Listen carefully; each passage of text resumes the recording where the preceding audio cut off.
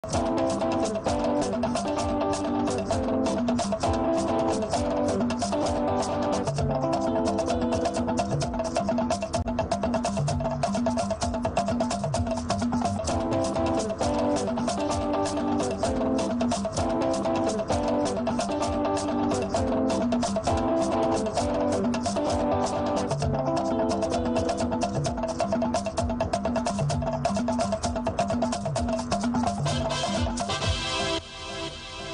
evening. A warm welcome to you. Thank you for joining us on Nationwide on the network service of the NTA. I'm Ruth Aguele. Let's begin with the latest reports just reaching us from the Department of State Services. A statement by the Public Relations Officer Peter Afunaya says the Department of State Services wishes to inform the public that it did not arrest Ibrahim Magu, acting chairman of the Economic and Financial Crimes Commission, as has been reported by sections of the media. The service has since today, 6th July 2020, been inundated with inquiries over the alleged arrest. Right, let's go to legislative affairs. On the 11th of last month, the 9th National Assembly marked 1 year of its legislative calendar with the passage of 14 bills to its credit. Now, less than 1 month into the second year, the President of the Senate, Ahmed Lawan, has reiterated Senate commitment towards a much better relationship with the executive. Let's now hear from National Assembly correspondent Ignatius Nkwo. It was another moment of stock-taking and public enlightenment when the President of the Senate, Ahmed Lawan, led Senate's leadership to an interactive session with the Senate Press Corps. The 9th Assembly, under the leadership of His Excellency, Dr. Ahmed Lawan, has a philosophy, and that is a National Assembly that works for all Nigerians. The interaction generated some questions. One of the correspondents questioned the cordial relationship between the National Assembly and the Executive in view of the recent disagreement with the Minister of State for Labour over the 774,000 public works program. And if we didn't like the program, we wouldn't have in the first place passed it. So it will be unfair to say that the Executive and us in the legislature are not on the same page because of an action by someone out or amongst the Executive. But I want the press to understand that what the National Assembly is insisting on is in the national and public interest. At inception, the 9th Senate was clear on assisting the Executive expand revenue generation, and that still remains part of its agenda as it awaits the submission of the Petroleum Industry Bill for consideration. Because this is one piece of legislation that will turn the economic fortunes of Nigeria for the better. We are aware that the Executive has been working round the clock to ensure that the bill or bills are sent to the National Assembly in the next possibly 2 weeks. And if we receive them, it is our desire in the National Assembly that we start work on the bill or bills. While emphasizing the important role of the media in feedback mechanism, Senator Lawan observed that the legislature has been the stabilizing institution in Nigeria's democracy. From the National Assembly, Ignatius Nkwo, NTA News. Now we're delving into the broadcasting industry. We hear that the federal government has approved debt forgiveness and license fee waiver for terrestrial broadcast stations in the country. Information and Culture Minister Lai Mohammed disclosed this at a media briefing in Abuja. We'll bring you the details in our subsequent bulletin. But let's look at security matters. The Nigerian military says the Air Task Force of Operation Lafia Dole has destroyed the dwellings of Boko Haram terrorist leaders and neutralized some of their fighters in separate airstrikes conducted at Parisu and Bulabello in the Sambisa Forest area of Borno State. A statement from the Defense Media Operations indicated that the air interdiction missions were executed on 3rd July 2020 under Operation Long Reach 2 after intelligence reports indicated a resurgence of terrorist activities in the two settlements. Consequently, the Air Task Force dispatched its fighter jets to attack the two locations drones scoring accurate bomb and rocket strikes, resulting in the destruction of some of their structures as well as the killing of several terrorists. The Defense Headquarters Chief of the Air Staff, Air Marshal Sadiq Abubakar, commends the Air Task Force for their dedication. And a look at the aviation as the aviation sector gets set to resume domestic flights. Correspondent Mitari Ikben takes us through some of the new normal at the airports. This is from his experience during the test flight from Abuja to Lagos sometime last week with members of the Presidential Task Force on COVID-19 and some journalists. With the coronavirus pandemic still raging, departure formalities for the Abuja to Lagos test flight revealed that the first step for intending air passengers on arrival at the departure terminal is hand washing. For this reason, hand washing points have been provided at major airports in the country, as seen here at the Nnamdi Azikiwe International Airport, Abuja. Should there be high passenger traffic, there will certainly be a queue for hand washing. Spots have been marked on the floor at various contact points to enable social distancing, while temperature checks and hand sanitizing are mandatory for passengers before even gaining access into the departure hall. Of course, the use of face mask is compulsory, and one particular scenario clarified the fact that anyone wearing a face shield without face mask may be denied access. Look at the screen. Hello, Serica. The deployment of interactive robots to profile passengers at the departure terminal of the Abuja airport is another measure to reduce person-to-person contact. Transparent plastic bags are available for personal belongings of passengers as they go through security checks. Seats to be left vacant for social distancing in the departure lounge are clearly marked. And at the boarding gate, passengers are required to pull down the face mask for easy identification while sanitizing their hands at every point. Boarding a flight is now a totally new and different experience altogether, as the processes of hand washing, being on the queue to observe social distancing to board the aircraft are quite time-consuming and will definitely require passengers to be at the airport in good time, hours before their flight. 3 hours before our flight for local flights, so that all of the protocols can be done and we're able to depart on time. This test flight to Lagos also revealed that some seats will be left vacant for social distancing inside the aircraft, with fresh concerns on whether commercial airlines will increase airfare to break even. Let's wait till that time. If government has increased its passenger service charge, so it's going to affect, it's going to tweak the tickets to an extent. After arriving in Lagos and inspecting similar facilities, the PTF was confident that gradual reopening of the aviation sector can commence based on its assessment of safety protocols at the nation's major airports. A lot of the measures you've seen here are measures that are already being taken up by other airports internationally, and we cannot be left behind. There must be issue of monitoring. There must be issue of supervision and to ensure compliance. Already, the Minister of Aviation has announced that domestic flights will commence in Abuja and Lagos airports on the 8th of July, while Port Harcourt, Kano, Owerri and Maiduguri airports will follow suit on the 11th of July. Mitari Ikben, NTA News.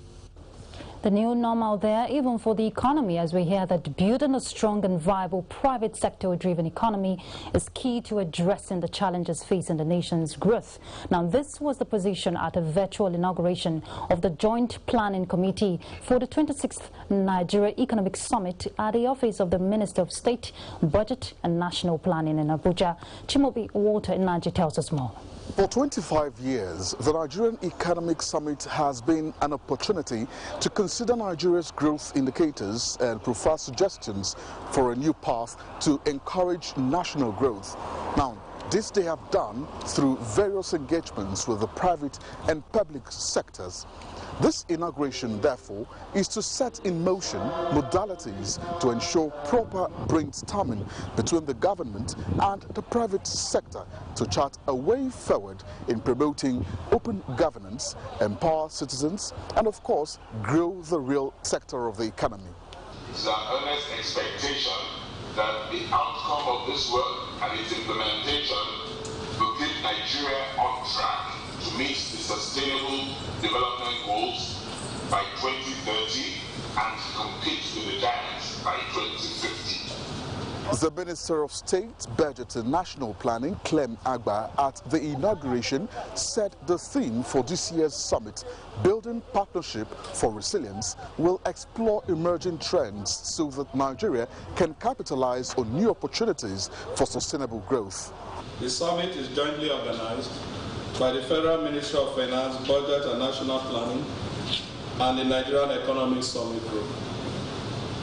There's no gainsaying the fact that the summit provides a unique opportunity for participants from the public and private sectors to discuss key issues and challenges facing the Nigerian economy, with a view to agreeing on common strategy and policy framework for addressing them.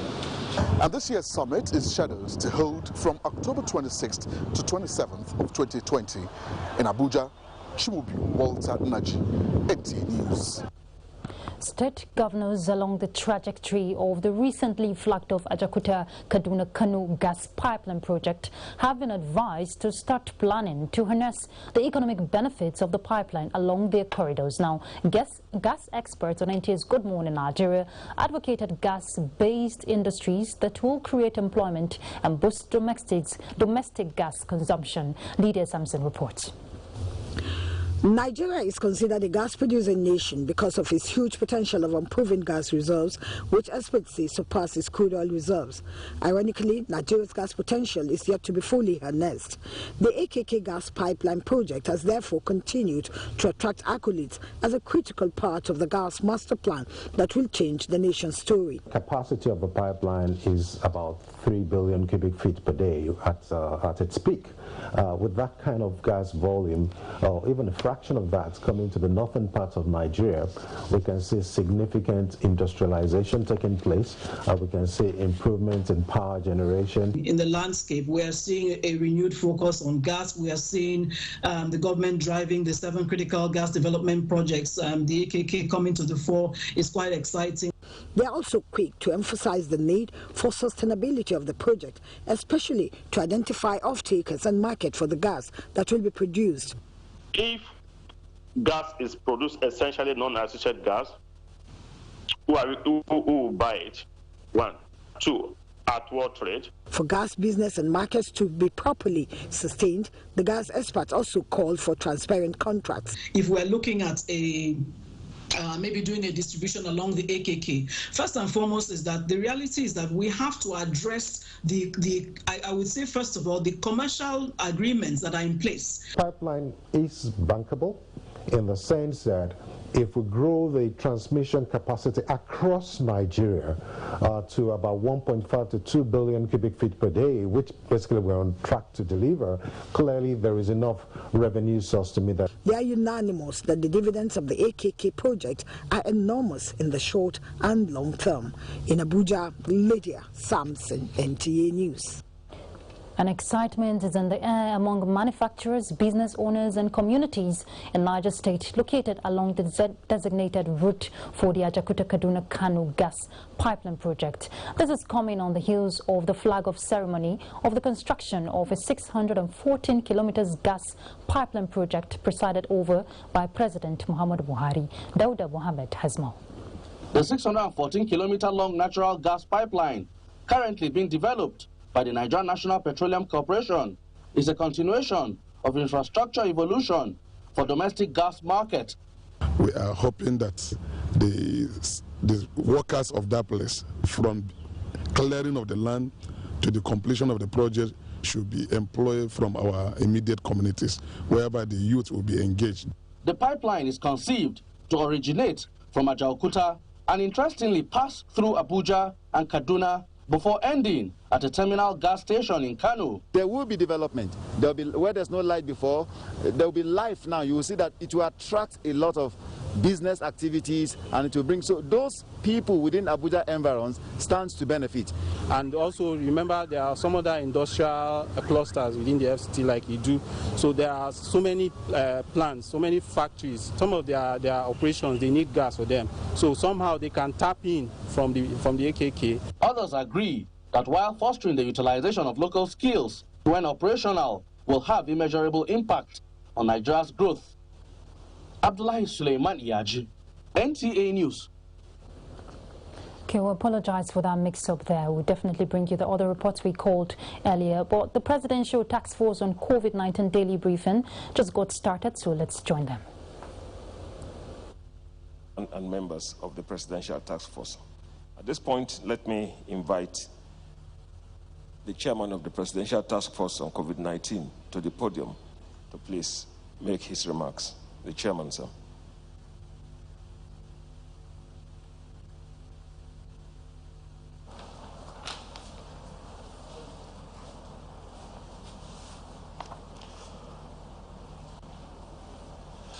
Members of the Presidential Task Force, distinguished ladies and gentlemen, gentlemen of the press, let me welcome you all to the national briefing by the Presidential Task Force on COVID-19 for Monday, the 6th of July, 2020. As we progress into the second phase of the eased lockdown, the national response continues to escalate its level of vigilance and monitoring, especially as we ease restrictions in more sectors, including those with potentials for large gatherings and all interactions between groups of people. We are conscious of the fact that this could be misinterpreted to mean that the war against COVID-19 is over. But let me emphasize, ladies and gentlemen, that the decision for further relaxation was consciously taken by government to balance lives and livelihood, and the rising global and domestic statistics of cases and fatalities have shown that COVID-19 has not given any relaxation. Therefore, we cannot afford to slow down, and we must never compromise. Let us continue to learn from history of pandemics by avoiding the mistakes of 1918, when after there was an ease of the relaxations or the restrictions, people jumped onto the streets, dancing and jubilating and romancing with the Spanish flu. Having laid that foundation, the Presidential Task Force calls on all Nigerians to remain vigilant, and this call is underscored by the global and national developments in the last 1 week, especially throughout the weekend. In the last 1 week, we have witnessed a resurgence in countries that were noted as having successfully contained or containing the spread of the virus. The situation in Beijing, China, and the United States of America should inform our individual and collective actions. Of course, such a resurgence have led to reintroduction of precision or location-specific lockdown in some areas, such as parts of Galicia region in the Catalonia province of Spain. Of recent, we have witnessed a high rate of positive cases, especially among people in authority. This has a direct impact on governance and security of our nation. We urge that vigilance and care should be exhibited by all Nigerians irrespective of status. This virus does not discriminate, and the Presidential Task Force shall keep sustaining its sensitization messaging. This morning, the Presidential Task Force met with the heads of security and defense agencies to review and chart a refined course in view of the fact that COVID-19 is a global health and socio-economic and security issue, and Nigeria must continue to evolve new strategies peculiar to her environment, even while working within global prescriptions. Over the last weekend, the Nigerian Interreligious Council organized national prayers for both Muslims and Christians to seek divine intervention on COVID-19 and several other problems confronting our nation and humanity. The Presidential Task Force thanks